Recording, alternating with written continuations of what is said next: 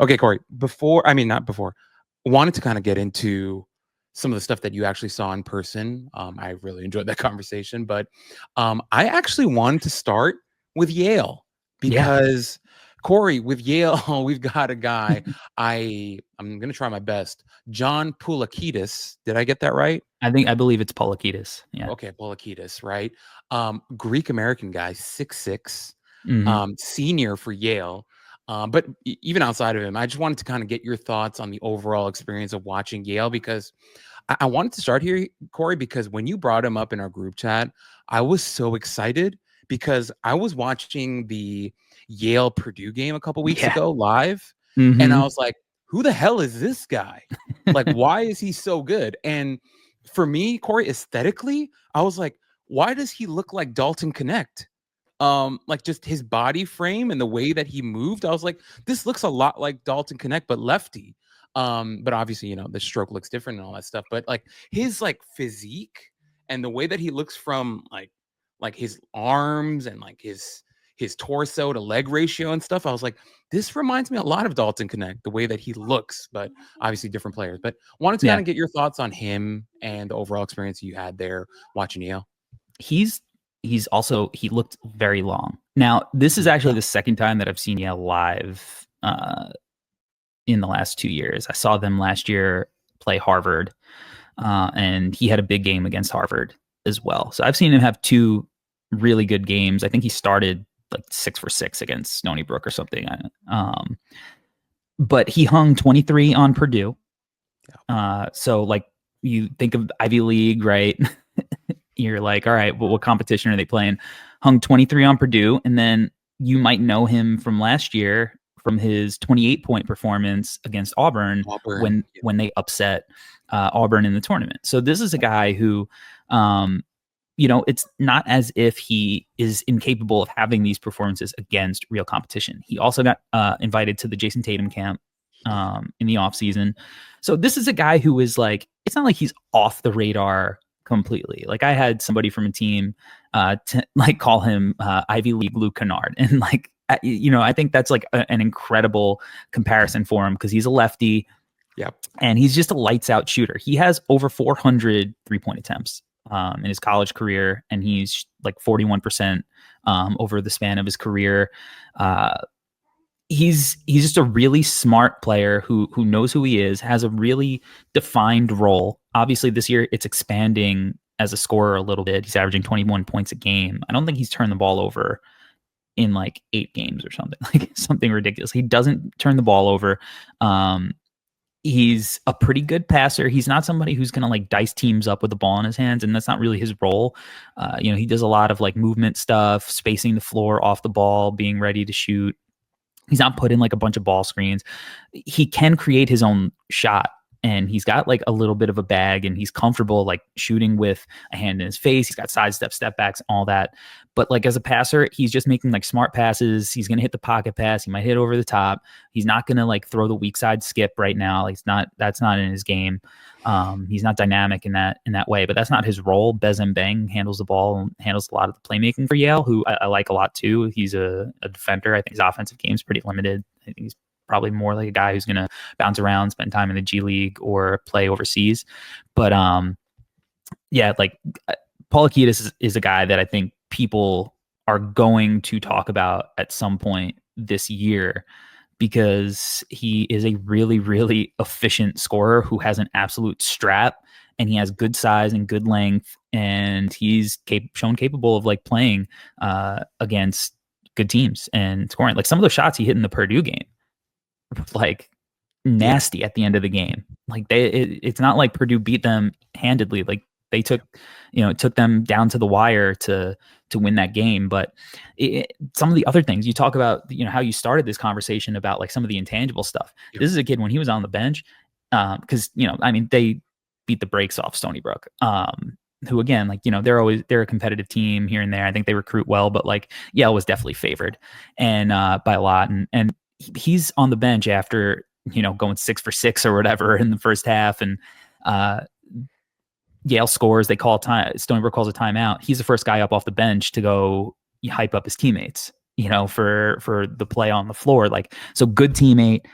efficient offensive player, like is not going to need the ball in his hands, is going to be able to space the floor.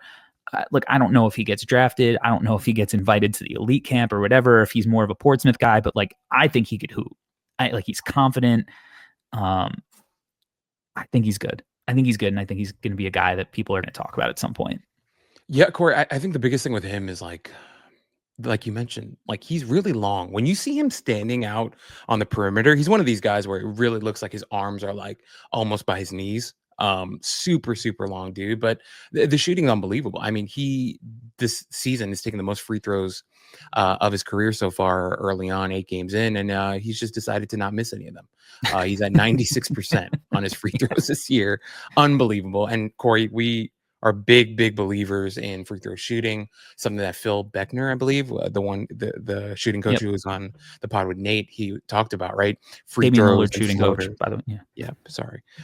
Free throws and floaters, right? Big part of shooting projection, and yeah, we believe it. And Poulakidas here has really taken that to heart, and he's been lights out with his shooting. 20 points a game, as you mentioned, 21 points per game, as you mentioned, and just a guy that, like, when you watch him, the biggest thing with him that stuck out to me when I was watching the Purdue game, Corey, is like, if you just like, if they weren't wearing jerseys with names on them, like, you could just tell this guy belongs. Right. Yeah. Like a guy who's like, just like, it doesn't matter where he's playing or who he's playing for. Like, you just know that he belongs on the floor and is one of the absolute best players, right? Like, playing. So I think with him, it was really, really special. Well, special is not too strong of a word, but just a guy that you could tell is a player. And he's listed as 6'6" by Yale. Did he look 6'6" to you? I don't know if he's 6'6". He might be 6'5" in shoes. But he's not tiny, is what I'll say. Like, he's got good enough size to be a 2. He's long, like we said. He's definitely like in good shape. Like, he's got a solid frame. So he's definitely I'm not worried about his size at all. Now, he's not like super bursty or athletic. He's not a guy who's gonna like get a lot done at the rim. And I think that's, if he was somebody who was also getting to the rim on top of the shooting, then I think that, this would be like a real deal. Like, hey, you guys should know about him. He definitely has his shortcomings there. Like, he's not the quickest guy. He competes, he uses his length. He'll take it in the chest defensively, but like, do I think if, he gets switched on Julius Randle, he's going to really have a chance right now? No, I don't. I think there are going to be some defensive issues for sure, but I do think that, offensively, like, this is a guy who I just think, like, at some point he could find the right situation and find himself like coming off the bench and providing value for just what he can do on offense as a shooter and as a guy who doesn't make mistakes. Like, this is a guy who, he had a positive assist to turnover ratio. I think at least the last few years of his career. Like, even if he's not like a big time playmaking guy, he's a guy that you can trust to not make mistakes. Like, he's averaging 0.3 turnovers this year. He's never averaged 1 turnover a game. He's always been under 1 turnover a game. So like, he's a guy that is going to make the right decisions with the ball. He's going to score. He can get his own shot if you need him to bail you out with a grenade. And even, for Yale, he's a guy who's going to create, like, when he gets the ball in his hands, out of like face-up opportunities. He's got little go-to moves and side steps and step backs and stuff like that. He's comfortable. So, I'm a fan. I can't lie. I'm a fan. I've seen him a couple of times now. He's had, and he's had great outings both times. But I think that he's having these great outings because he's good at basketball.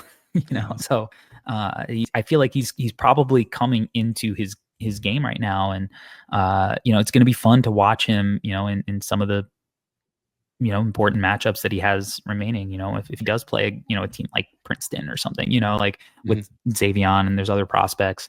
Because last year when I saw him with Harvard, it was everybody's looking at Malik Mack, and he was the guy who, to me, really had popped coming out of that. And so, I think that and I think Yale has a good chance to go, make the tournament again and play on a national stage again. Cause I think Yale's a really good team in the Ivy.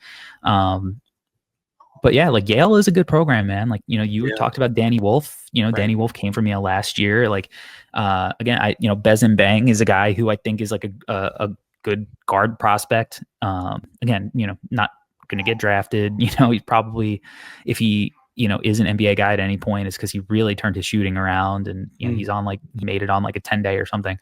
But you know, that team's not devoid of talent. I think he's going to get an opportunity again, potentially in the tournament, to again, you know, give himself an opportunity to shine. Yeah, 100%, Corey. And even like the advanced numbers are looking good with him. BPM's up to 7.1 this year, PER 25.9. You know, obviously these aren't like the end all be all stats, but it's great. It's great to see him progressing, and it's really cool. And also another thing, Corey, that you said at the end about, you know, Bez and Bang, like, you know, us saying that, like, you know, someone might not be an NBA guy, that might be an overseas pro or a G League guy. Like, I think sometimes people take that the wrong way. Like, it's really hard to make the NBA. And there are a lot of That's true. people, you know, fighting for NBA spots. But the thing that is important, one of the main skills that NBA teams really care about, is shooting. Like, look at my New York Knicks, man. They did all these weird shenanigans with the G League draft picks to go and get Matt Ryan and Landry Shamet so they can keep them involved in the roster. And those are two guys that are shooters, right? And the NBA, they really value that skill set. So a guy like Poulakidas, even if, you know, he has his limitations, like you discussed, Corey, and it's clear. Like, I know I mentioned the Dalton Connect thing. That's just more like a physical appearance thing, like in terms of his frame. But Dalton Connect, obviously a much better athlete, and you know, the way that he was attacking the rim, and he can get vertical and stuff like that, was a huge difference for him, and the reason why he went where he went. But yeah, I can't agree with you more about it, Poulakidas, Corey. And as I mentioned before, Greek American guy. If you've ever been to a Greek Orthodox church before, Corey, it's crazy. I have. I think I've told you my story about the golden Bibles there are insane. I remember like the one I went to, they had like a golden Bible and everyone had to kiss it on their way out. But no, also John Poulakidas. they do like Jesus soup for the Eucharist. Like everyone shares a spoon. I don't want to get into it. It's my wife's no disrespect to the Greek Orthodox my church, wife's but Greek, yeah. I know, a very interesting world. But no, I did some research on Poulakidas, and like there are a bunch of like Greek American athlete like Instagram accounts that are like really excited about him as well. So we're wishing Poulakidas the best. But before we move on, Corey, anything else from the Yale experience for you? No, the best part is that it was 15 minutes from my house. Oh God, 80% of my friends from high school went to Stony Brook, so I get it. Look, it's an incredible school. Like, yes, medical field, like, you know, yes, great school. Yeah, great educational school, and a good All right, definitely a solid basketball program. Yeah, for sure.